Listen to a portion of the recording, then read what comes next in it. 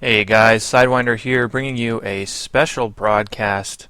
This is going to be for the Heart of the Swarm. We'll be covering all the new stuff they released at Blizzcon on Friday the 21st. As I'm just getting information fed in here and getting all this new stuff put up. So, Heart of the Swarm is going to be a Starcraft 2 expansion for those of you that are not familiar with what's going on.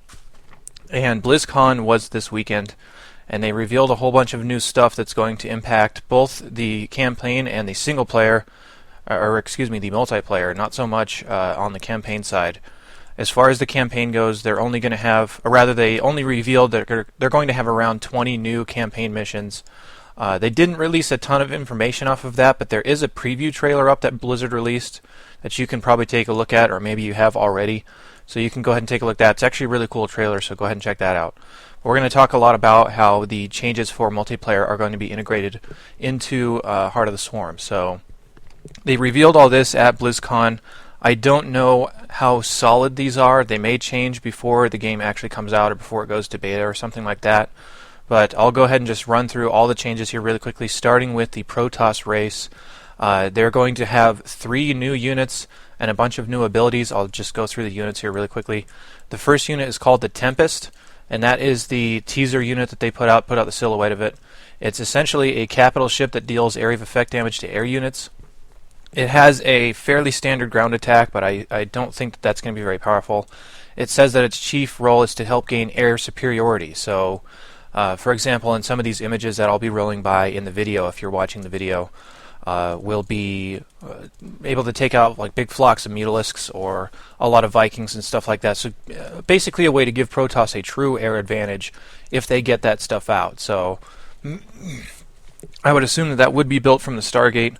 But the second unit is going to be called the Oracle. It is also built from the Stargate, and it's kind of like a casting harassment unit. It has 3 abilities. The first one's called Entomb, which can temporarily block mineral fields from being harvested. And I think it also blocks gas geysers, based on some of these images that I've seen. Another ability is called Preordain, which grants vision of a targeted enemy building, allowing the user of the unit to see which units or technologies are being put out. So, for example, if you went and used that on, say, an armory, you could see exactly what upgrade they were researching. Or stuff like that. So just general stuff. You could also put on a Zerg hatchery, see if they're researching like Overlord speed or dropping or something.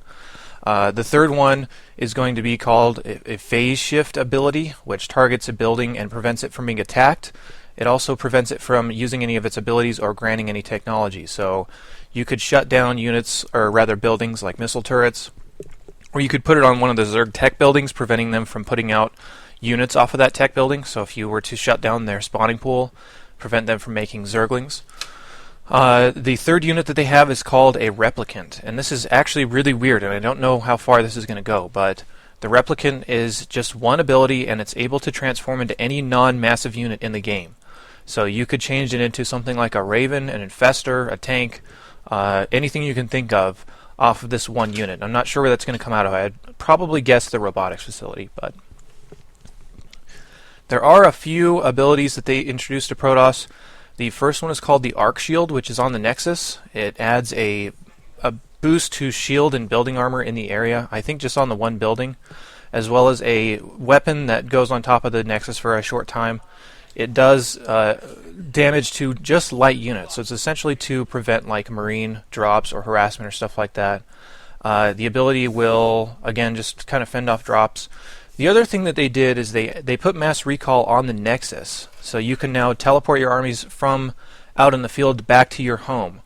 They are stunned for a minute, but you can kind of be creative like that. So I think we might see some really weird stuff where people will maybe even proxy a Nexus in a weird place to put their army at 2 different spots if they need to. So I don't know. I guess we'll see where that goes.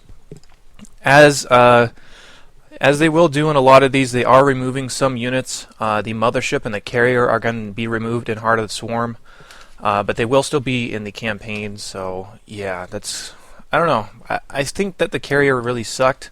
It was in a really bad spot in Starcraft, so I'm kind of glad to see that go. The Mothership, I don't know. I guess we'll see how it does without it, but they kind of replaced it pretty well, so not terribly worried about that. So that's kind of all the Protoss changes. The Terran, they have a lot of new units as well. We'll go ahead and go through those really quick. They have a unit called the Shredder, which is built from the factory. It allows a Terran player to control a battlefield in the sense that when it's mobile, it has no attack at all, but if you set it into stationary mode, it does area of effect damage to both air and ground units.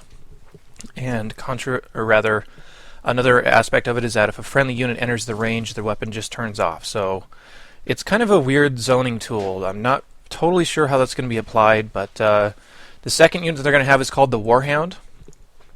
It is a walking ground mech, kind of like a Goliath, but it has air weapon splash damage, so it kind of replaces the Thor's splash damage, which we'll get to in just a second. The Warhound is a smaller unit, it's a little faster. It does give up some range on its anti-air missiles, and I'm kind of just paraphrasing all the stuff they released here from BlizzCon. It has a small ground attack, but it only does damage to mech units, so it's kind of to break siege tank lines. I guess it does do damage to bio units as well, but it's not very effective. The Thor has been replaced, and well, it hasn't been replaced. It's been changed. They made it so that the Thor is now going to be huge, and they're going to make it so it's like the Mothership was. So you can only have one Thor out at a time. It can take a ton of damage. It does not have any anti-air weapons. It just has a huge kind of splash area that it can set up to damage area or units on the ground.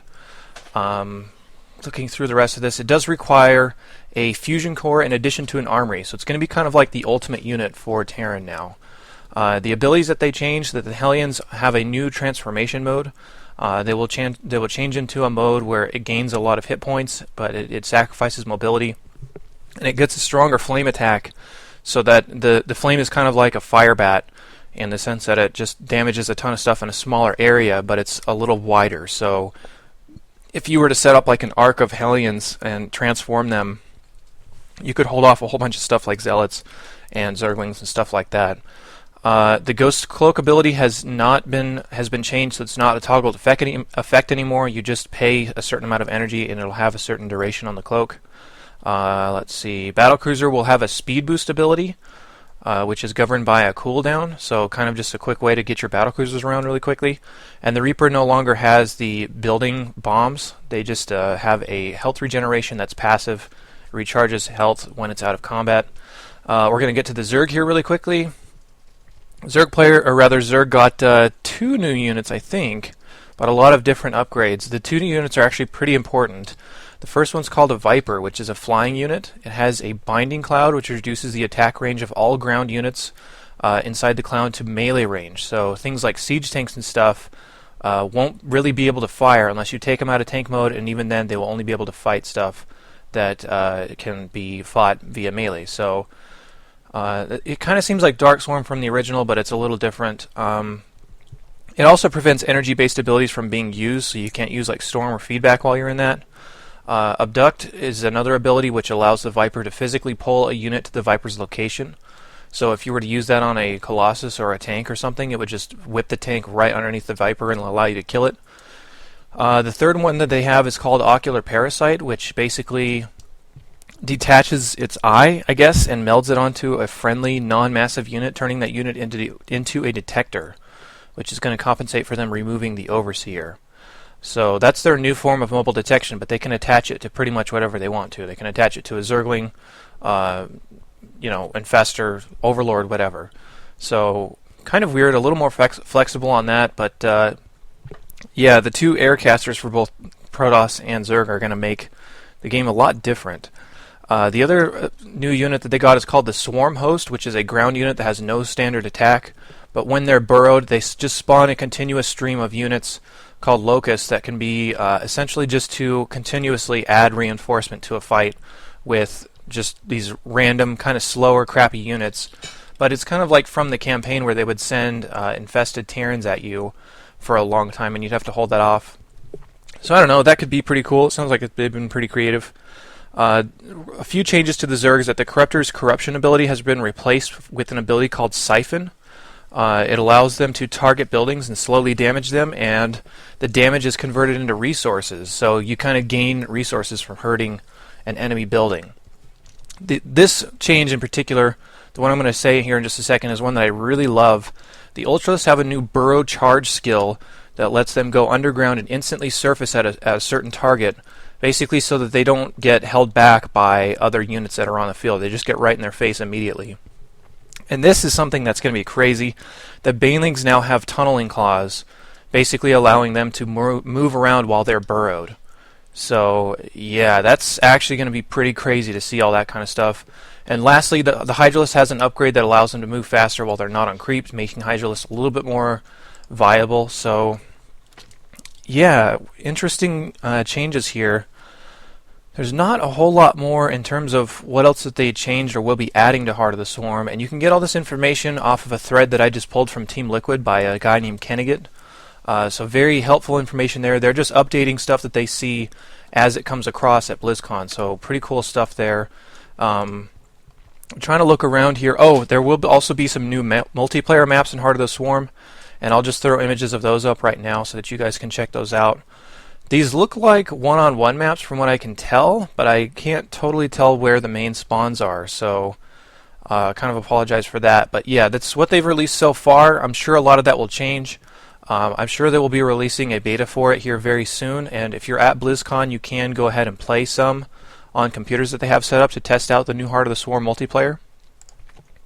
But it should be pretty interesting, so yeah, I hope you guys enjoyed this video. I will always be back for more casts, and hopefully if I get into the Heart of Swarm beta, I'll bring you guys a lot of new stuff and new strategies that'll be coming out in Heart of the Swarm before the game actually hits the market. So that should be pretty cool. Thanks for watching or listening, depending on where you're seeing this. I'll see you guys later.